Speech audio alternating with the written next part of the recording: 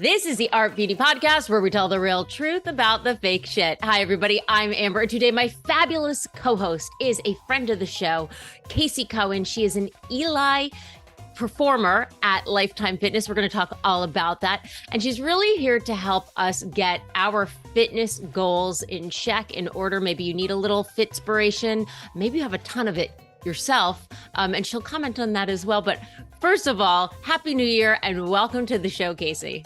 Happy New Year. Oh man, I feel like getting through 2022, I don't know about you, but the end of the year was like, the last week of the year for me was a real drag. It's interesting because this past week for me, because I'm so accessible all the time with posting my schedule and what I'm doing and where I am, I decided that this last week specifically, because there's just been so much going on in my personal side of things, that I was like, you know what, I'm gonna detach more because it's not important for everybody to have access to me. It's important for me to live in the present moment so that I can set myself up for success for this new year, right? You know what's interesting? You say that. So we do a podcast every week. The last 2 weeks of the year, I always take off or I don't have a show scheduled. It gives me time to work on shows for the upcoming year, but it also just gives me a little bit of a mental break for that last 2 weeks of the year, like you said, to be a little bit more present. A lot of people are spending time with their families. I try to do it with mine. And then just you get started back up in 2023. And it seems like no matter what industry you're in or what you do, or whether you're an influencer on Instagram or whether you're constantly connected or not, the new year always seems sort of like a reset to everybody. I feel like for so many people, we had you on last year and I loved it because you gave some real tough love about how to reach your fitness goals. And if you need to hear a little bit of that, I'm sure we'll talk about that today. But, now that the new year is kind of here, I feel like so many people are kind of back on. Do you feel that?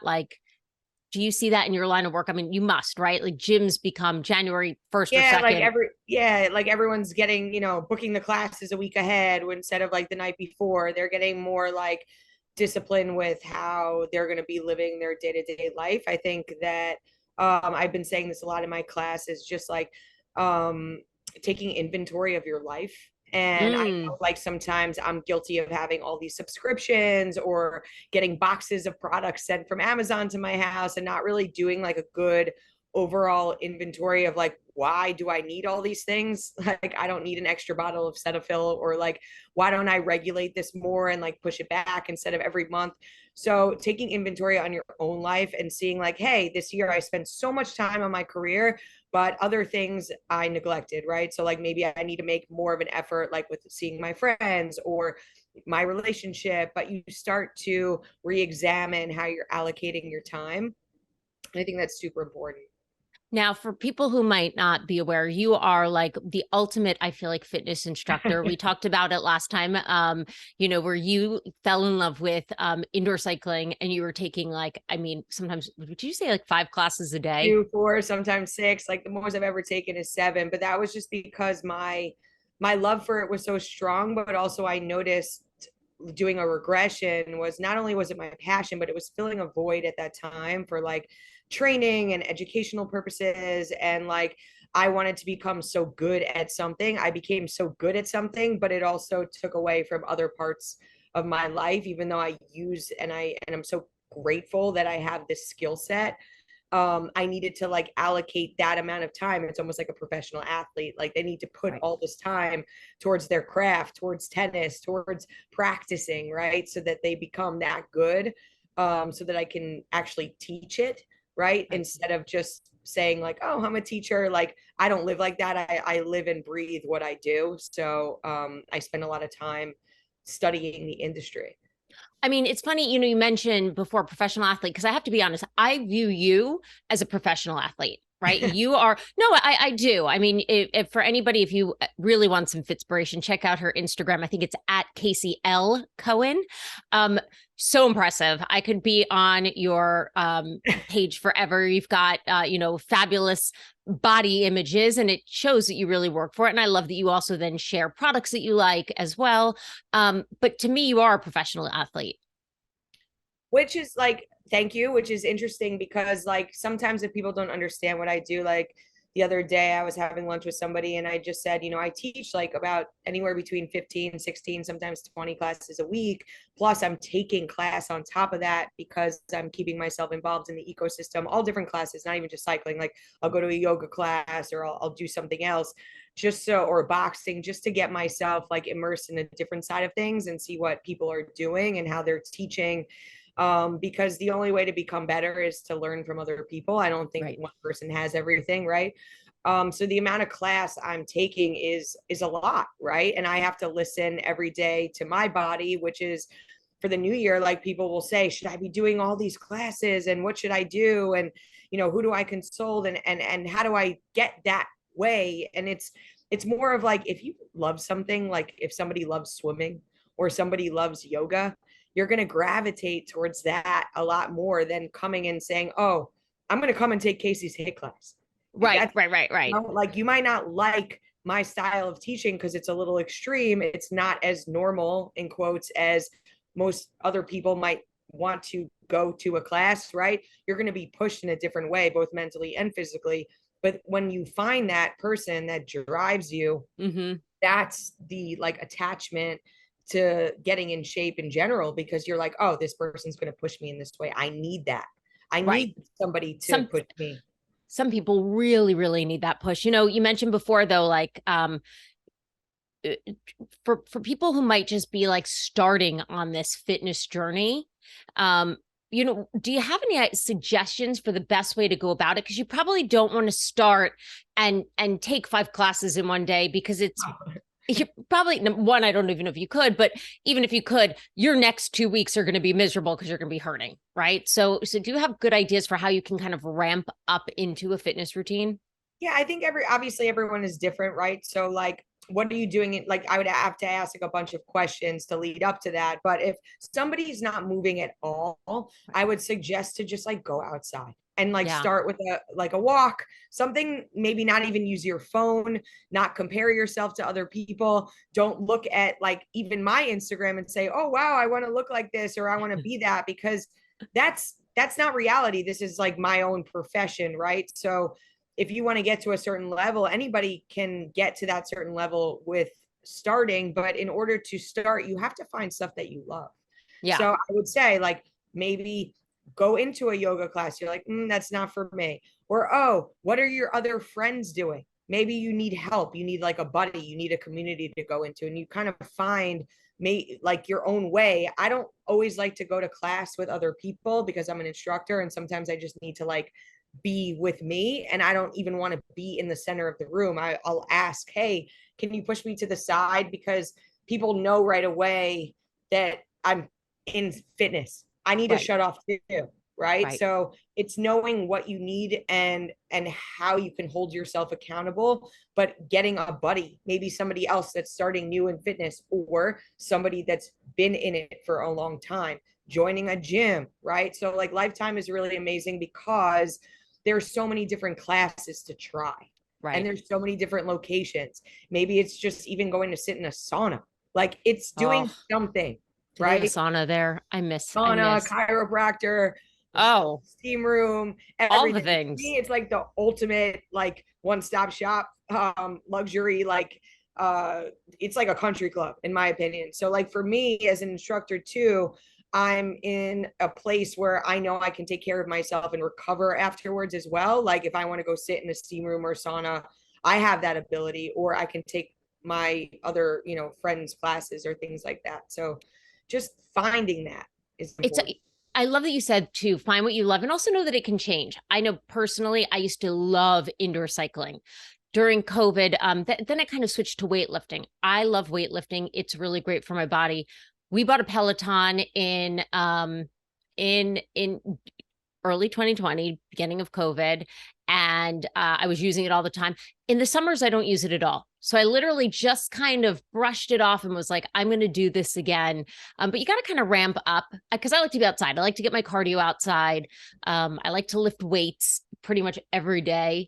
But I do love, there's something about being on the bike and sweating it out but I know I couldn't make it to your class yet. Like I would need to work up and you need to ramp up. And I think sometimes like even 20 minutes can help you kind of get there because you don't want to try to overachieve, right? You don't want to set yourself up for failure.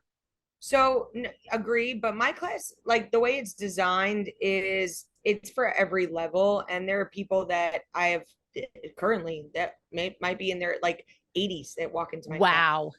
and Okay, they'll do it. amazing. And it has nothing to do with really like it's about what you say to yourself and it's Hmm. more mental than physical in the long run because you can get yourself to do anything, right? So if you're feeding yourself with I can't do this is impossible, this is super hard, the you're not going to be able to get up. But if you say, oh, okay, I can do like 10 seconds here, I can do 20 seconds, I can build to this, there's a place for everybody in the room. And sometimes people will come up to me afterwards and say like I felt like the entire time you were speaking to me. And it could be Yeah. something that's going through in my own personal life. I try to draw from examples because if I'm feeling it, there's probably somebody in the room that's feeling it or had experienced this or being told no or being put down in a job or making that transition in a relationship or had that breakup. So there's somebody in there that needs to hear something that I'm hopefully tapping into. So a lot of this is release or it's reset. And then they're coming back because they're seeing a result both mentally and physically. You bring up an interesting point about sort of changing your mindset, right? Yeah. Instead of saying, I can't do this, say, thank God I have a body that is able to do this, if even for 10 seconds. Do you have sort of along that line any advice for people, right? So new year, everybody's gung ho, but I feel like, I don't know, at about week 2, a lot of those classes that were impossible to get January 2nd, 3rd, 4th, 5th, they start to open up a little more because I think people kind of start to fall off the wagon. So do you feel like you have any advice for people, on those days, like when you just don't feel like doing it to kind of convince yourself to get up there and do it? Yeah, I feel like there's multiple ways around that, right? Each person is different, but like again, finding a buddy to Mm. hold you accountable, maybe making it like some sort of vision board where you can see it all the time and you're ripping off a piece of paper and you're like 362 days of working out and you're holding yourself to that level of expectation, like set a goal for yourself. I'm going to work out twice a week the first like month, right? So that way you're making sure these little goals become big goals. And then in February, it's 3 times a week. You're adding on to it. Each person is different. In terms of what I'm seeing, just in general, a lot of people are putting up, which I find fascinating on social media, stories like, I'm going to not put so much expectation on myself. I'm going to let things be. I'm kind of going to live in the present more instead of living, 6 months from now. What does my goal look in 6 months from now? And I agree with that because a lot of the times, even if you look at that as like a parent or things like that, I'm going to build this whole future for my kids. And then you're missing out on them growing up. Right. So, Right. same thing with working out. If you're like in 6 months from now, this is how I'm going to be. Well, what about right this week? Like break it down into a smaller goal. Like these next few days, I'm going to make sure I get 2 workouts in. The next week, I'm going to make sure I get 3 workouts in. And that way, the little milestones become a bigger set of goals. That way, 6 months from now, you're like, wow, look at me, look what I did. It's interesting. I feel like we've spoken to a lot of nutritionists and that's always kind of the way it's been with food, right? Don't go on a diet, like don't go on this long term because it's not obtainable. You can set these lofty goals. I got to lose 25 pounds. I'm never going to eat sugar. I'm going to cut out all booze. And that you kind of set yourself up to fail when you set such extreme. So maybe these smaller achievable goals are good and then celebrate them, right? Yeah, of course. I mean, there's something I do in my class that has taken me a very long time to do. I present to everybody this opportunity to do like a 5-6 minute endurance run, right? And it's not even about what it is. It's what you tell yourself, what you think you're going to be able to do. Can you build this every single day, even though things are changing around, right? It's not always the same song, the same duration, the same speed. But if you have the foundation there to pick yourself up, not anybody else, but you, that can be applied to so many other things Right. in your life. So how many classes are you teaching right now? Right now, about 16, 17, not including some of the new locations opening in the next couple of weeks and other surprises that are coming up. But uh, it's something that for me, like somebody was like, oh my God, you're teaching 5 classes. And it's different than taking 5 classes, right? Like Mm. being on is no Oh, matter what's going on in my personal life, what's going on in the back end, I have to shut off and everything is about the people in the room to experience this amazing like performance, right? As well as a workout. And when I used to take all those classes, I could just shut off and be with me and then be like, why is the instructor tired? Like I'm not I'm not really sure. And now I'm learning a better balance of yeah, not everybody can teach 5 in a day. That's an accomplishment in itself. But I'm proud of myself that I've gotten to that point where I can actually shut off and teach 5 no matter what's going on. That's like that was a goal for me.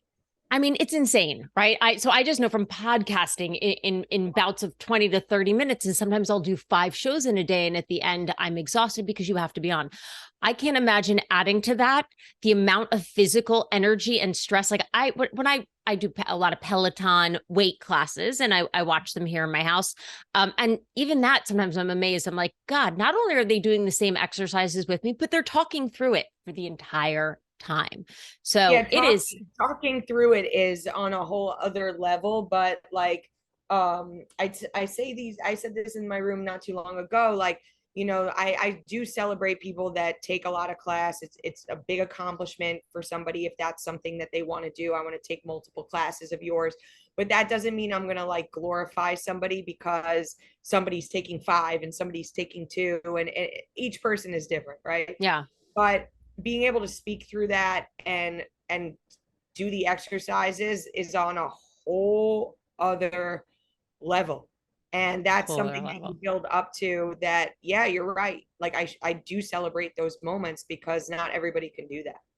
I have a question for you. So, because it has been a while since I've been back in a room, and you talk about, when you're taking class, you can tune out. I will say one of my favorite parts of indoor cycling was that you could go and you can shut your eyes, you can be in your head, you're moving, you've got the music. You don't have to worry about somebody hitting you. You don't have to worry about running into anything. There is something very meditative and special about it. And it, not as an instructor, but as a taker of the class, you can really kind of get into your own head in whatever way it needs to be while your body is moving.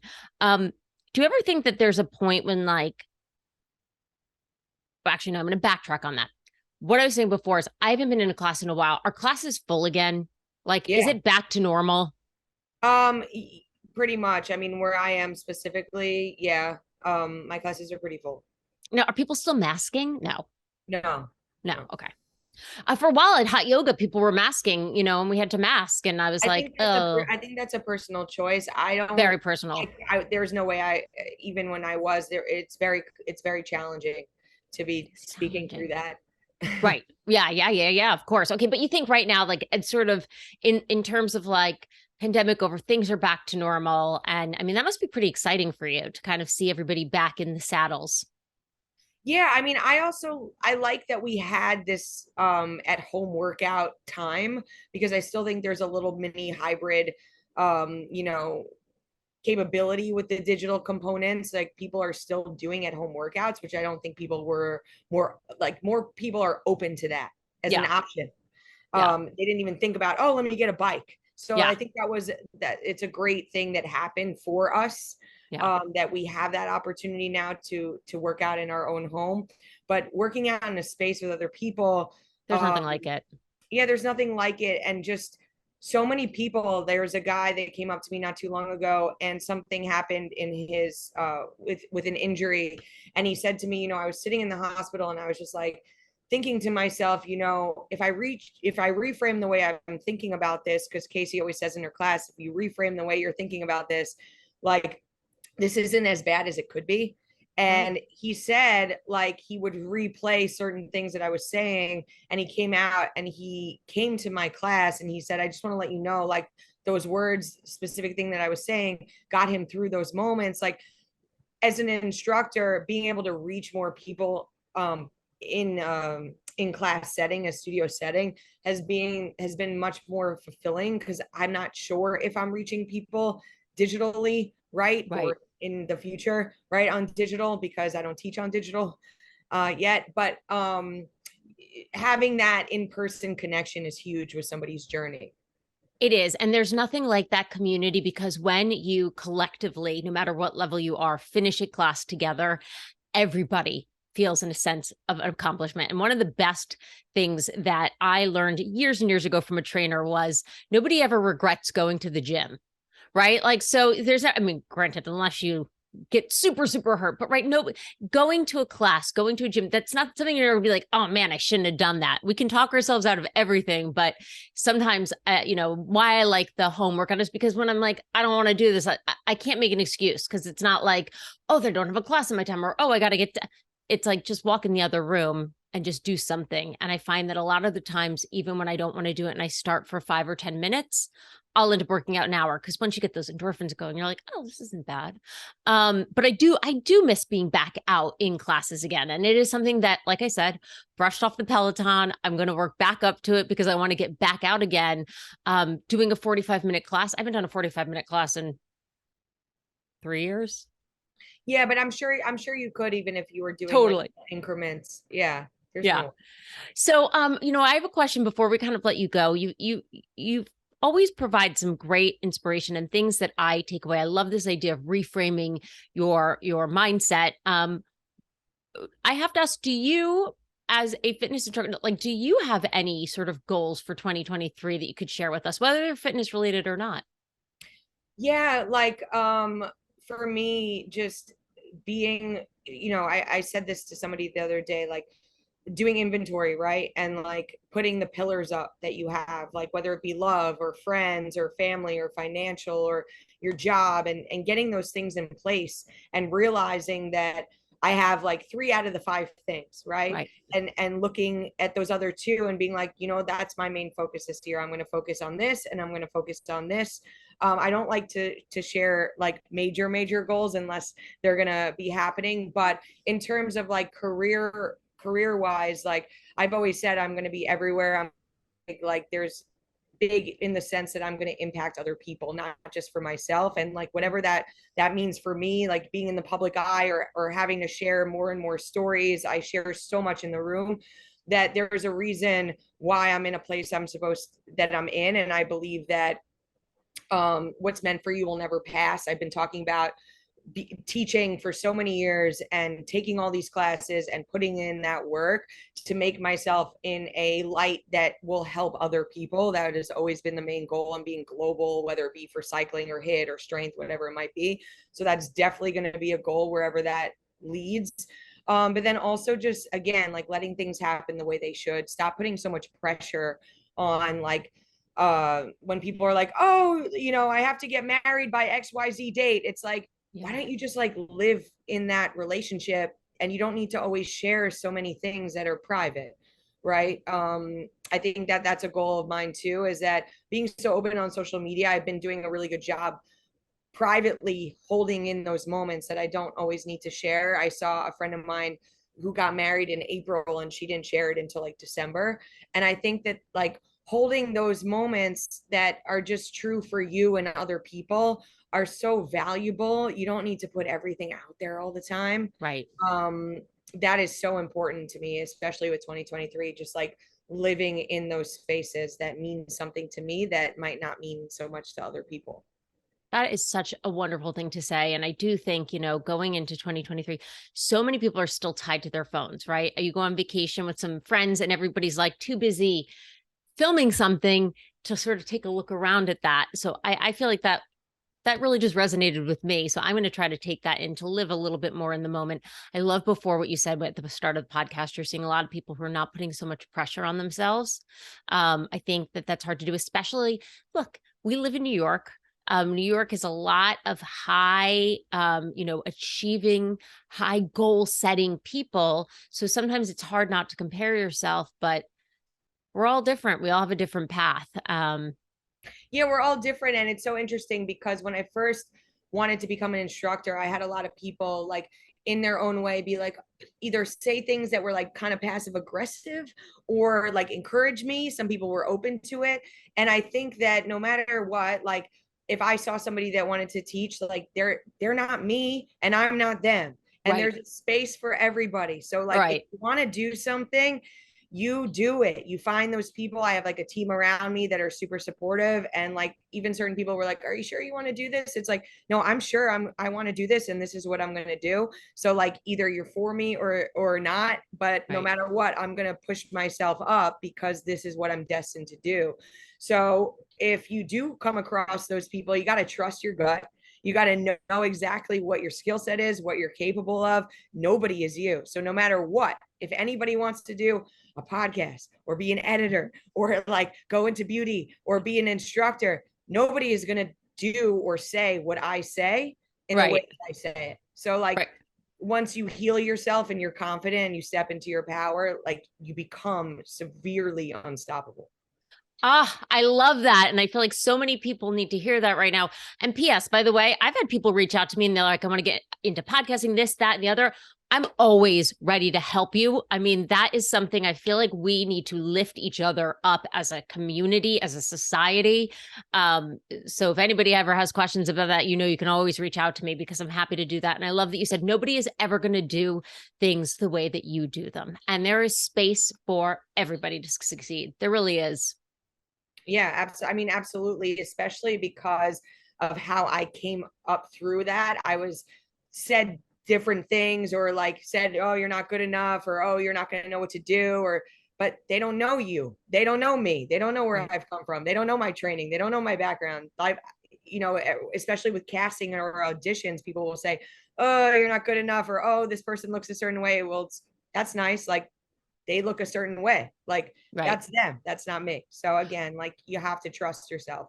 I mean, I'll tell you this, if you're trying to get into any kind of acting or on camera anything, you have to have tough skin. You do, Yeah. because you mentioned audition casting. Like you could be the most perfect part, but half of the time you will go into a room. And my dad was in film and television. He taught me this. He's like, they already know what they want. And you're Mm-hmm. either going to fit it or you're not. And it's not, you could give the best performance, but if they're looking for a blonde fitness instructor and I walk in, it doesn't matter. I could give a Shakespeare performance. They're not going to do it. Right. That and divine timing is a really interesting thing, Yes, right? it sure So like, is. so like if somebody were to ask me last year at this time, I was in not well, let me like phrase it in a positive way. I'm in the best environment I could be in for my career right now possible. So I'm open to all these other things. Last year at this time, I was unfortunately not in that position. So I was closed off to a lot of other things, right? So when you heal yourself through channels, you become open, right? Where somebody, if I meet them, even as a friend or other things, they could be in a position where they're like rebuilding certain aspects of their life. Divine timing is a very interesting thing. If people meet, even as friends, as acquaintances, when time aligns, that's when things are supposed to happen for you. I love that you just said that. And I do want to kind of reiterate and point out that you just said that you are in the best place right now and that maybe you weren't a year ago. And for anybody who might be in that place right now where you're like, I'm not feeling my best. I have had me personally ups and downs this past year. Give yourself time, trust the process. Also know that my grandmother used to say, this too shall change. Mm-hmm. Right. So if you're in that down period, like let yourself be there, let yourself heal, let yourself have that time and know that because you're allowing yourself that time now to heal, you are going to come out stronger and better and, ready to take on the world, which it seems like you are right now, Casey. Yeah, I'm very grateful for how I ended. Just in terms of like fitness and where I'm at in a personal note, because when you're not working on yourself and you're not giving yourself time to reflect and look back and say, oh, those things had to happen the way that they did, even though I wasn't happy during some of those points, they had to happen that way for me to be where I am now. And Yep. so that's super important no matter where you're at. No one regardless of what they're posting on their Instagram is happy 24/7. It's just not real. It doesn't make sense, right? Especially with a career, it looks like it happened overnight, but things don't happen overnight. Things are happening when the lights are off. So when the lights come on, you're ready to step up into that place, right? So Amazing. Yes. Social media is the highlight reel of our lives, right? It is. It is. So now that you are ready to take on 2023, if people want to find you, if people want to come and be inspired by you, where's the best place to find you? So I am obviously teaching, so they're more than welcome to either drop in for a day pass or a monthly pass. Lifetime, I have a link to that. And then I'm on social media, all platforms at Casey Cohen, and I'm happy to answer anything that you might need, except for food related questions or playlists, because I don't talk about food. I'm not a registered dietitian or nutritionist, and I don't give out my playlist because I listen to music all day long. And unless you come to my class and Shazam the whole thing, that's something that I take pride in. I mean, you should. Listen, a great workout playlist. It's been a while. I've been married now for 13 years, but I had a breakup playlist that was so inspiring. And like that, I would share with my girlfriends because it was like that thing that you needed to hear. But man, music can move you. And whenever I take a class, your great music, that is your intellectual property. You've put the time. That is part of your job. So no, don't share that with anybody. I support that. I'm jealous because I love to hear it, but guess what? It means we're going to have to go to your class. Exactly. I want to thank you so much for being on with us, for giving us your time today. It's always, you have inspiring information. And I hope that maybe it's just giving anybody who needs a little bit more motivation or encouragement or permission to just chill, that they got that from this podcast today. Well, thank you so much for having me. I love these talks always. Always love this. So if people want to find you, they can find you at Lifetime Fitness. You can find you on Instagram at Casey Cohen. Of course, you can always email me, and I'm happy to pass on any questions you might have to Casey. You can email me at hello@artbeautypodcast.com. You can find us on Facebook, Instagram, and YouTube at Art Beauty Podcast. And as always, we will see you next Tuesday, hopefully feeling a little bit more fabulous. Bye.